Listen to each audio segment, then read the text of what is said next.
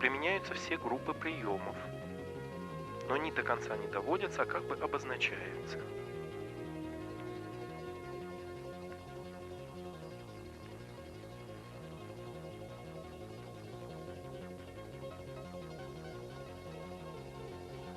Важно четко уловить момент входа в прием.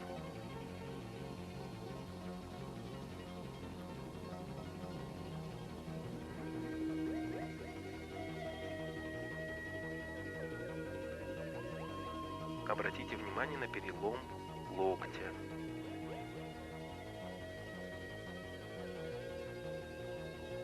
Выполняйте эти упражнения с достаточной степенью осторожности.